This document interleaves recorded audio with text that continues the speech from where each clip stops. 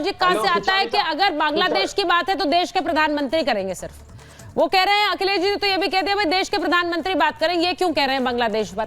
बांग्लादेश पर कांग्रेस के नेता बैठकर बयान दे सकते हैं कि यहां पर बांग्लादेश बना देंगे, यहां बांग्लादेश बन जाएगा, लेकिन एक सूबे के मुख्यमंत्री नहीं कह सकते। और अगर वो कहेंगे तो उनसे सवाल पूछा जाएगा कि भाई आपने कैसे कह दिया, तो दिल्ली का काम है, आप दिल्ली जाना चाह रहे हैं क्या? ये वाले सवाल। रंगरेज जी देखिए सुचारिता जी, जिस तरीके से मोदी, ये जो योगी जी हैं हमारे, इस तरीके का बयान दे रहे हैं कि हिंदू एक हो जाओ, एकजुट हो जाओ, तो फिर मैं भी कहता हूं कि एक मुसलमानों को जितने भी मुसलमान हैं इस देश में, उन्हें भी एकजुट हो जाना चाहिए। तो है। फिर एक सिख भाई आएगा, कितनी बार कहते हैं सबको एकजुट हो कितनी बार कहते हैं? फिर एक ईसाई धर्म के लोग आएंगे, नहीं, कितनी बार कहते हैं रंगरेज जी? ये सरकार क्या हिंदुओं की सरकार है? यह सब पूरे सबके साथ सबका विकास सबका नहीं, रंगरेज जी आपके नेता कितनी बार ये बोल चुके हैं कि मुसलमानों को एक होना चाहिए? कितनी बार, मुझे ये बता दीजिए। इतनी बार आपके नेता बोले हैं तो क्या उस पर सवाल उठा दें कि कैसे बोल रहे हैं वो मुसलमानों को एकजुट होने के लिए? बताइए जरा, आपके नेता गलत करते हैं अभी तक? हमारे एक नेता का नाम बताइए। असदुद्दीन ओवैसी, उनकी बात कर रही है। और कौन है आपकी पार्टी में नेता? आपकी पार्टी में और नेता ही कौन है? ये बात आज आपके नेशनल, मुझे तो पता नहीं था और भी है। जब इस तरीके की राजनीति, अच्छा आप ये बताइए, क्या आप हिंदू मुसलमान करने के लिए सत्ता में आए थे? लोगों ने आपको सत्ता में किस लिए लेकर आए थे? भारत के देश के लोग और राज्य के मुख्यमंत्री। अच्छा ठीक है, मैं एक और चीज इससे देखिए एक और स्पष्टीकरण, एक और चीज, क्या वो शमशान कब्रिस्तान की बात करेंगे? मैंने की बात करेंगे? हाँ रंगरेज जी सुनिए ना मेरी बात, रंगरेज जी मेरी बात सुन लीजिए एक बार। बहुत से लोगों ने ये कहा कि योगी आदित्यनाथ ने हिंदुओं को एकजुट होने के लिए कहा, लेकिन उनका जो बयान है वो बार बार कह रहे हैं राष्ट्र से बढ़कर कुछ नहीं है, राष्ट्र को एकजुट होना पड़ेगा, एक रहेंगे तो सुरक्षित रहेंगे।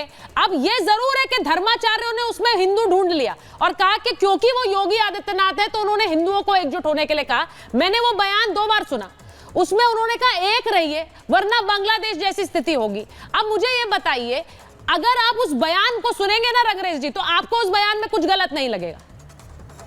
आप उसमें हिंदू मुसलमान ढूंढ रहे हैं, क्यों योगी बोल रहे हैं तो वो हिंदुओं की बात करेंगे, वो तो मुसलमानों की बात नहीं करेंगे। देखिए योगी जी चाहते हैं कि प्रधानमंत्री जो है वो रिटायरमेंट होने वाला है उनका, और नेक्स्ट पीएम वो बनना चाहते हैं, इसलिए वो दिखाना चाहते हैं, एक परसेप्शन बनाना चाहते हैं हिंदुओं, जो हमारे हिंदू भाई हैं, कि मैं आपका सबसे बड़ा शुभचिंतक हूं और मैं जो है अच्छा सबसे बड़ा शुभचिंतक। एक मिनट मैं इस तरीके की अगर बात ना करूंगा, मुसलमानों को टारगेट ना करूंगा, मुसलमानों से नफरत ना करूंगा, तो अगर हम कह रहे हैं कि जितने भी इस देश के दलित भाई हैं, अच्छा रंगरेज जी एक मिनट आपको रोक रही हूँ। आपने कहा काम करना चाहिए। रंगरेज जी आप कह रहे हैं कि योगी आदित्यनाथ सबसे बड़े अपने आप को दिखाना चाहते हैं कि वो हिंदुओं के हितैषी हैं। अब मैं इस पर एक बयान लेना चाह रही हूँ, क्या योगी आदित्यनाथ अपने आप को हिंदुओं के हितैषी, वो तो खुद भी महंत है, वो खुद संत है, इस पर जरा आज मुझे जरा बताइए डीके जी, आप बताइए कि मैं देखिए चीज बताना चाहता हूं, होने की आरोप भी लग रहा है। वो ऐसा व्यक्ति है जिसके आश्रम में रंगरेज जैसे 50 मुसलमान काम करते हैं, रोटी खाते रहते हैं, इनको क्या पता उनके बारे में। दूसरी चीज, उन्होंने हिंदुत्व के ऊपर नहीं बोला, राष्ट्र के ऊपर बोला। और आज जन्माष्टमी है, अष्टमी के ऊपर उन्होंने सनातन भाइयों को, सनातन को एक संदेश दिया। क्या बुरा बात है भाई? हमारा घर का कोई गार्जियन, हमारा घर का कोई नेता, हमारा कोई राष्ट्र के लिए अच्छा सोच रहा है। आज बांग्लादेश में इतना बुरा हाल है कि आज जन्माष्टमी मनाने के लिए हमको कितना दुख है। और आज भारत की स्थिति भी, ये सारे मुसलमान और विपक्ष के लोग बांग्लादेश भारत को बनाना चाहते हैं और हमको सुनना पड़ता है, और वो व्यक्ति राष्ट्र के लिए बोले, इनको दर्द हो रहा है। ठीक है, मैं आप ही के बयान पर, दयानंद जी बोलिए। देखिए, नाथ संप्रदाय का मैं अवधूत हूँ और इनके गुरु मेरे साथ तो है रामराज प्रभु, मैं पहले भी बोला था। मैं आर भारत के ये वर्ल्ड सुनता है, करोड़ों हिंदू इसको प्रेम से देखते हैं, और मैं अर्नब जी के टाइम से ही मैं इसमें खूब भाग लेता हूँ। मैं कह रहा हूँ, नाथ में हम लोगों को क्या है, सबसे दलित को हम लोग मानते हैं।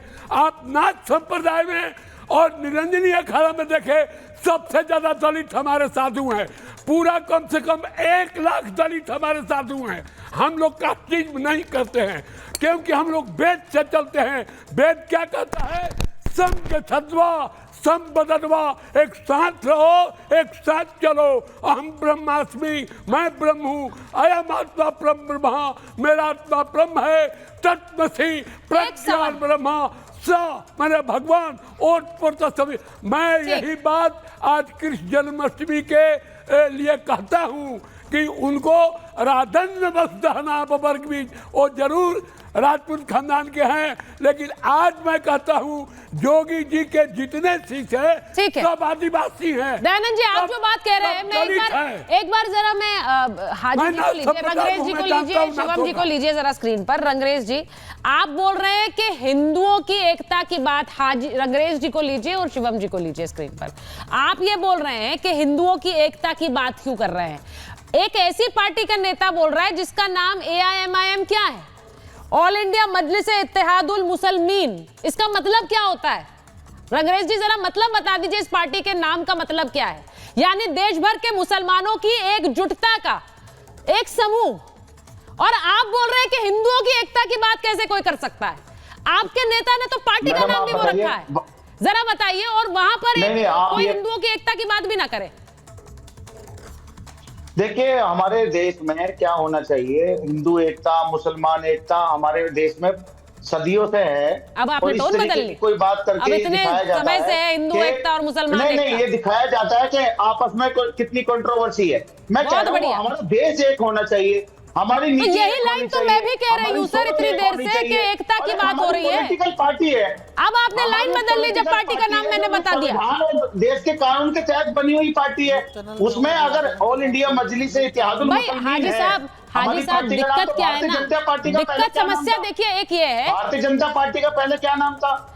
समस्या ये है कि आप मुसलमान एकता की बात करते हैं, वो ठीक है, मुझे तो लगता है इसमें कोई हर्ज नहीं है। आप अगर आप लोगों को कहते हैं कि भाई मुसलमान होने के नाम पर आप एकजुट हो जाएं, हिंदू होने के नाम पर फिर वो क्यों ना एकजुट हो? फिर तो ये वो वाली बात हो जाएगी। एक बार सुनिए, शिवम जी को लीजिए। देश के हर एक मुद्दे पे हमारे बैरिस्टर साहब इस देश के हर एक मुद्दे पर अपनी आवाज जो है उठाते हैं। शिवम जी को लीजिए। उठाते हैं, रोड पर भी उठाते हैं और लोगों को एक्सपोज करने का काम करते हैं। और सुनिए, 1 लाख मोदी जी वो पढ़े लिखे नहीं है। 1 लाख मैं अवधूत हूँ, मैं जानता हूँ, बाइडेन बदला सकता हूँ। पढ़े लिखे और शिवम जी को लीजिए जरा स्क्रीन पर। उनका मुकाबला आप इन लोगों से कैसे कर सकते हैं जो साधु संत है?